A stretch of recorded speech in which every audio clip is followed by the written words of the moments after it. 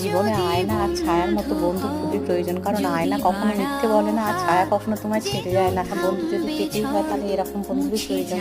আর না হলে না, বন্ধু না থাক সেটাও ঠিক আছে। বাইরে বিভিন্ন কাজের সূত্রে যখন বাইরে কিছু কিছু মানুষের সাথে মিশেছি না, সত্যি কথা নিঃস্বার্থ ভালোবাসা, নিঃস্বার্থ বন্ধুত্ব। জীবনে আমি অনেক বন্ধু পেয়েছি যারা নিঃস্বার্থভাবে আমাকে ভালোবেসে গেছে, তবে তাদের কতটা আমি বন্ধু হতে পেরেছি সেটা অবশ্য জানি না। তো যাই হোক, আজকে সোনাইয়ের প্রাপ্তি যোগ ছিল, সোনাই আজকে এই উডেন পেন্সিলটা পেয়েছে। আর সোনাই আজকে ভীষণ খুশি, তাই দেখো ছাদে যাবে বলে ওনার এই বই পড়ার টুলটা নিয়ে সোনাই তার মধ্যে করে উল্টে দেখো সবকিছু রেখে দিয়েছে। ছাদ থেকে ঘুরে এসে সোনাইকে একটু দুধ কর্নফ্লেক্স খাইয়ে আগে গোপাল সোনাকে শয়নে দিয়ে দিলাম। এখন দিন দিন যা কঠিন পরিস্থিতির সৃষ্টি হচ্ছে, মানুষ মানুষকে বিশ্বাসই করে না। আমার সাথে তো আছে একে অপরের সাথে প্রতিযোগিতা দৌড়ে কে কতটা এগিয়ে পিছিয়ে, আর তার ফলে হচ্ছে মানুষ এত মিথ্যার আশ্রয় নেয়। কি যে সত্যি কি যে মিথ্যা, সত্যি কথা এই যুগে মানুষ চেনা খুবই দায় হয়ে পড়েছে। তাই বন্ধুত্ব করার ক্ষেত্রে তোমরাও খুব দেখে বুঝে বন্ধুত্ব করো। আর সোনাইকে খাওয়াতে খাওয়াতে তোমার